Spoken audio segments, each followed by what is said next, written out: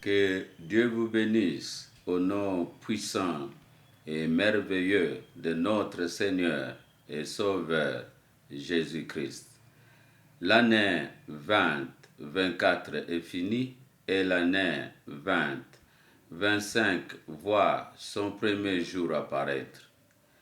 Et pendant ce temps, nous sommes autour de la parole. 365 jours de combat, d'attaques foudroyantes de la part de l'ennemi cherchant notre misère totale et notre mort. Et 365 jours de résistance, de persévérance et de victoire de chaque instant de notre part. Les maladies graves qui devraient encore décrire le monde étaient annoncées en avance par OMS en cette année qui venait de s'achever. Nos prières intenses dans la connaissance de la parole de Dieu nous ont permis de stopper toutes leurs manœuvres diaboliques.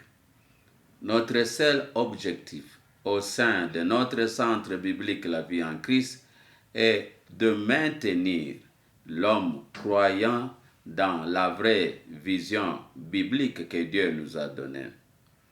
Nous n'avons manqué aucune parole appropriée venant de Dieu pour la stabilité de notre vie.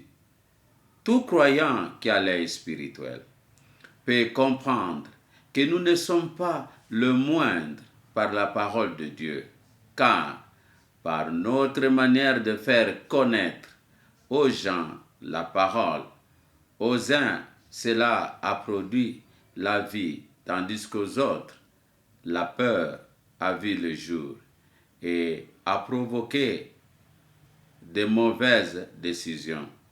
Nous n'avons rien manqué en ce qui concerne les informations de la vie et de la piété que Dieu nous a rendues disponibles. Éphésiens. Nous allons lire le livre des Éphésiens, chapitre 2. Dieu nous a donné la vie. Et ceci doit être clair dans notre mental. Éphésiens chapitre 2, le verset 8. Comment lui Dieu nous a donné la vie? Car c'est par la grâce que vous êtes sauvés, par les moyens de la foi. Et cela ne vient pas de vous, c'est le don de Dieu. La vie que Dieu nous a donnée n'est pas un fruit de méditation, ni de recherche de l'homme, car l'homme après sa chute ne comprenait même pas qu'est-ce qu'est la vie. L'homme n'était et est jusqu'aujourd'hui intéressé que par la nourriture, la multiplication et chercher comment s'enrichir. Même le diable n'avait pas la vraie signification de cette vie. Et il ne savait pas surtout comment l'homme, étant une vase de terre, pouvait-il manifester une vie éternelle.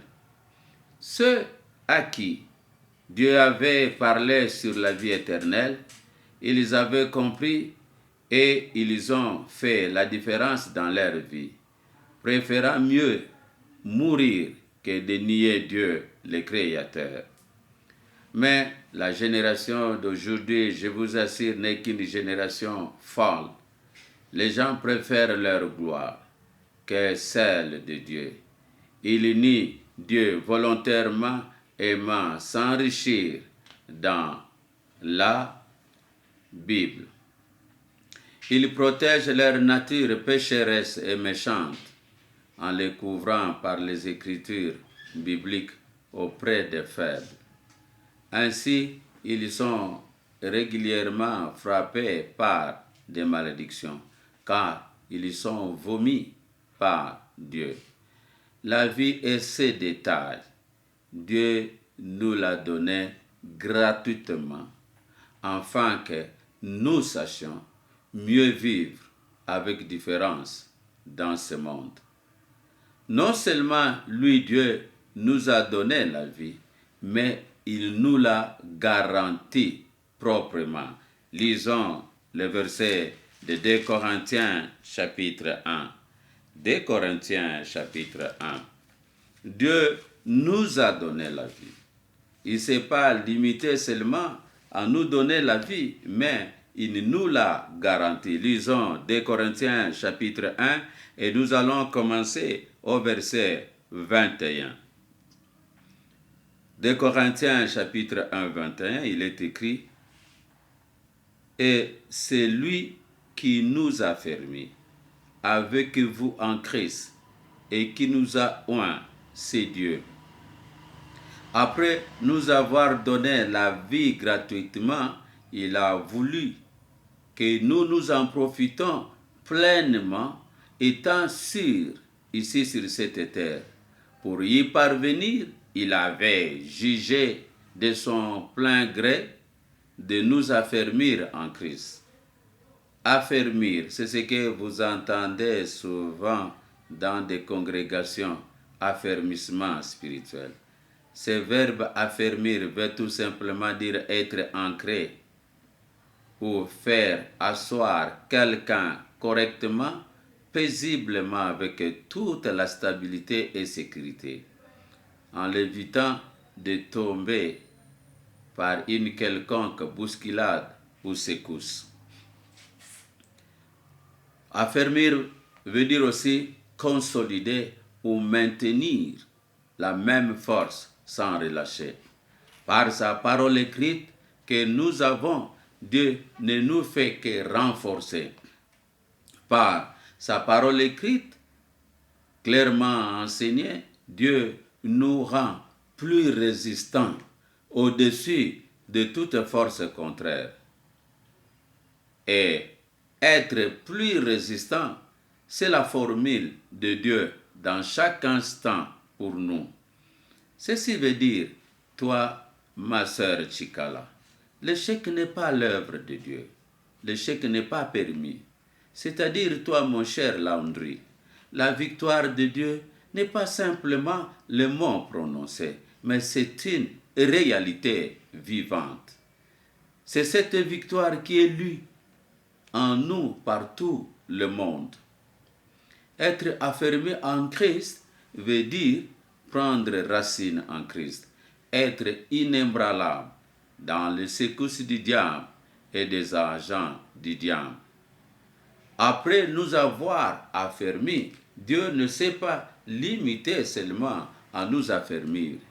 Il est écrit dans cette écriture de 2 Corinthiens chapitre 1, le verset 21, Dieu nous a oints en Christ, c'est-à-dire nous qui, par l'onction, avons reçu de Dieu une autorité sacrée. Et l'onction, vous vous rappelez, se faisait ou se fait aujourd'hui en touchant l'homme bénéficiaire dans sa peau, en loignant l'huile sacrée. Et c'était fait par un envoyé de Dieu.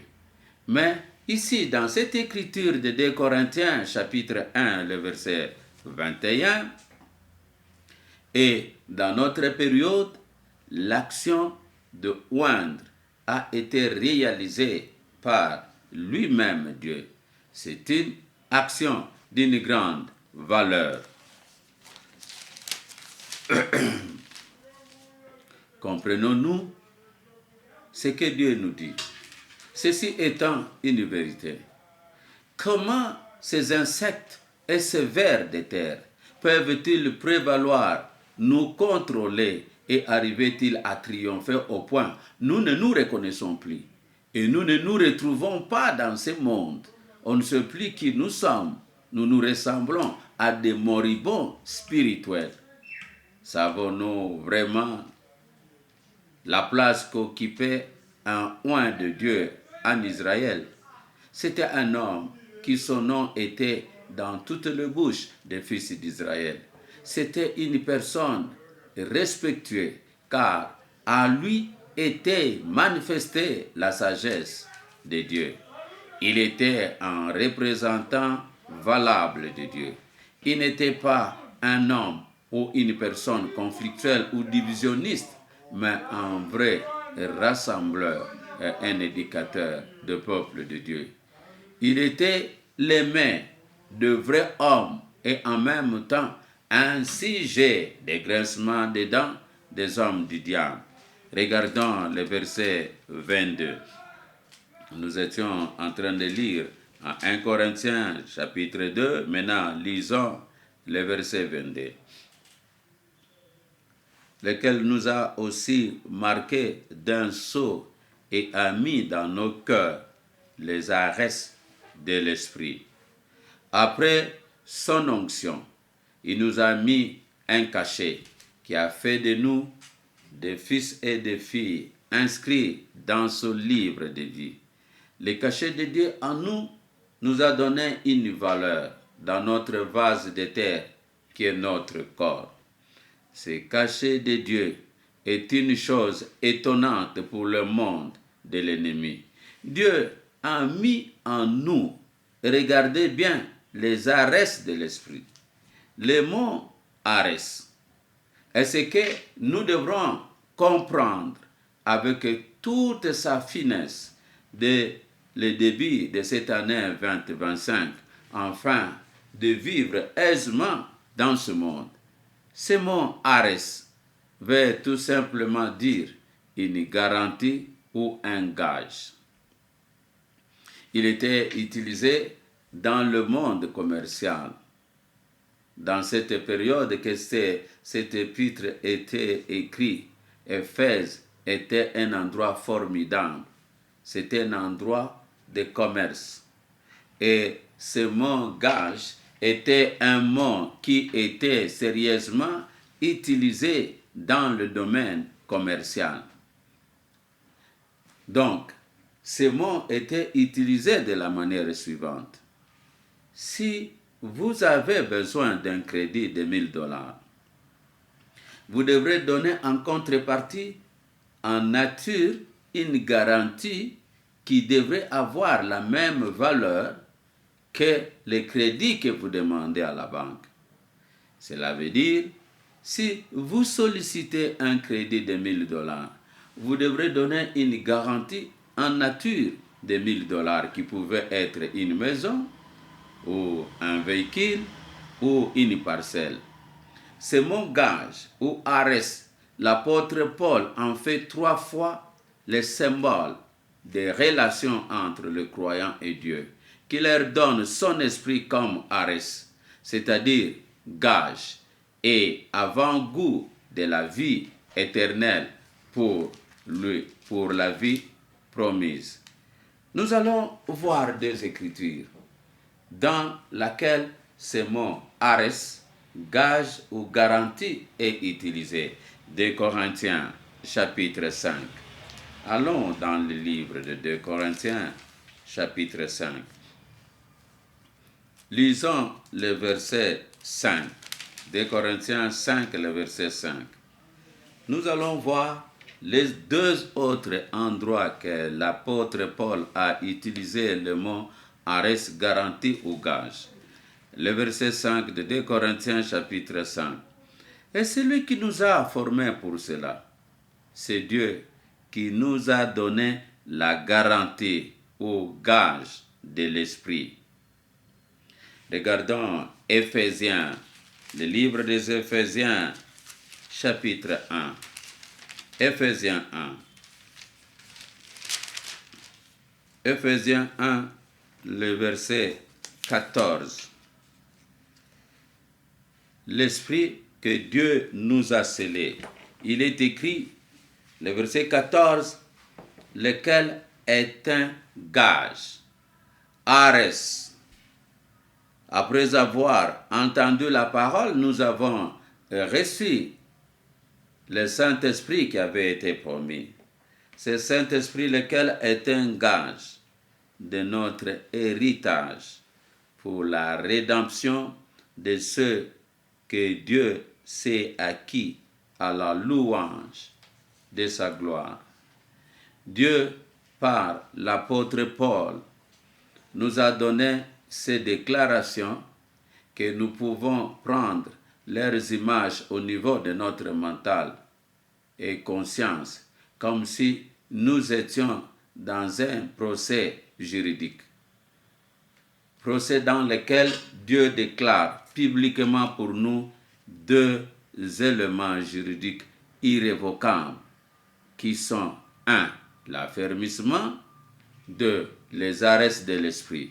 Ces deux termes juridiques étaient en Éphèse régulièrement associés à propos de la sauvegarde de contrats. Car Éphèse était devenu, à cette période, comme je l'ai dit, une plaque tournante, un grand centre commercial. Les fidèles croyants de cette contrée ne pouvaient manquer de bien saisir cette double allusion. L'affermissement divin leur était facilement accordé pour leur établissement sans faille. Une sécurité garantie par la loi même de Dieu, consacrant indiscutablement leur union avec lui, par son esprit pour le temps et pour l'éternité. Ces deux éléments de l'engagement de Dieu nous témoignent de la part de Dieu qu'aucun projet en jugement peut provoquer notre échec ou notre emprisonnement. Aucun procès en jugement peut amener notre faillite dans notre vie. La vie éternelle a pour gage, arrêt ou sa propre garantie est l'Esprit de Dieu. Si l'Esprit de Dieu peut mourir, alors la vie éternelle aussi peut mourir. L'Esprit qu'il a mis en nous, sa valeur en nature est la vie. La valeur de la vie est égale à la valeur de l'Esprit. Comme fonctionne l'Esprit de Dieu, ainsi doit fonctionner notre vie. Ayons une image claire sur ces deux mots pour sauver nos vies d'une manière propre que de suivre les gens qui leur condamnation est déjà écrite. Ouvre les yeux pour bien voir, afin de ne pas te tromper par de faux raisonnements. Ainsi, cette année 2025, c'est une année d'une vie florissante, une vie radieuse, une vie de force, une vie de puissance. Pour vous-même, pour vos familles, et enfin, une année plutôt où chacun de nous va attendre les autres pour leur partager cette parole clairement enseignée. Ainsi que Dieu vous bénisse, qu'il soit avec vous.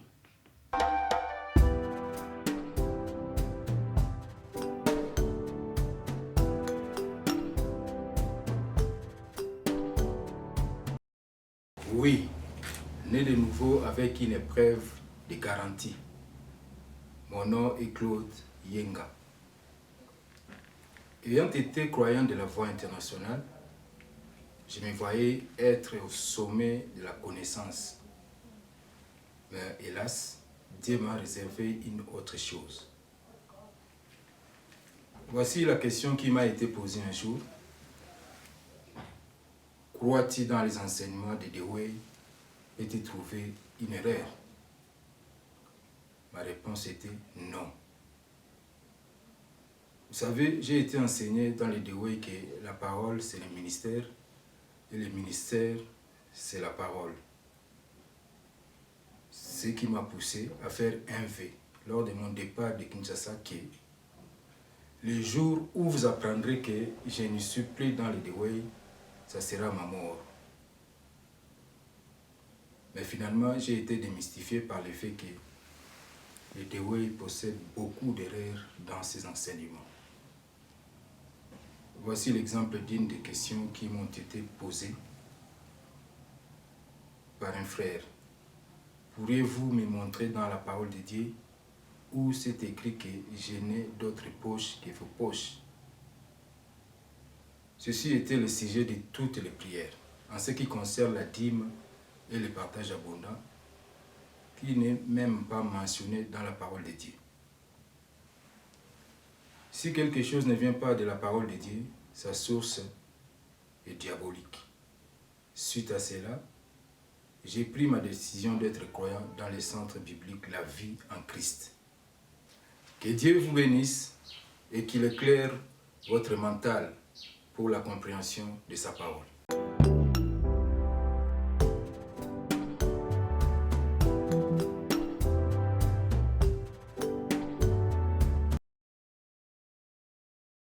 Le ministère d'où je viens est considéré comme étant un lieu des savants bibliques. J'étais l'homme le plus heureux d'appartenir à un tel mouvement. Parce que c'est l'endroit où je trouve des expressions intéressantes. Par exemple, la parole droitement divisée. Dieu a magnifié sa parole au-dessus de sa renommée. Et c'est le seul endroit que les dons du ministère, les 5 dons du ministère, sont mieux exploités et définis en détail.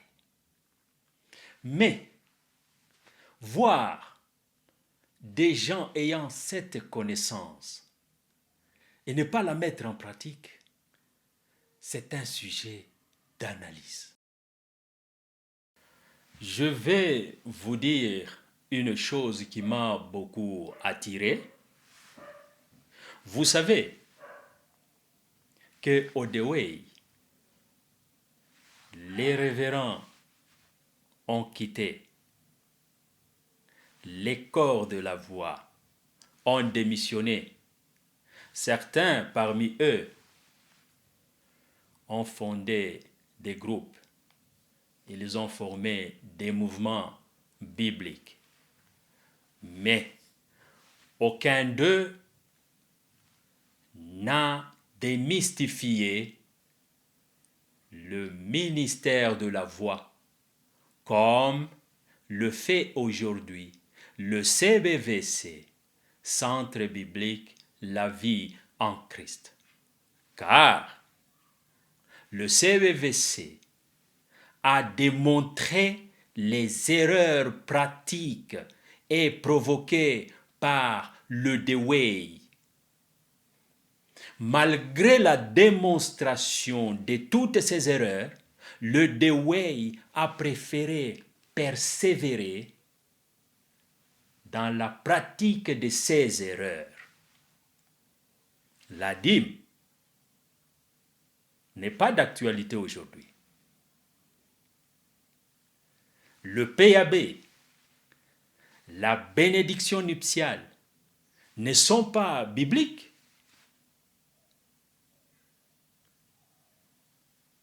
Mais le Dewey en font une pratique jusqu'au point d'en faire la doctrine. Ainsi, nous disons que nous avons condamné ces choses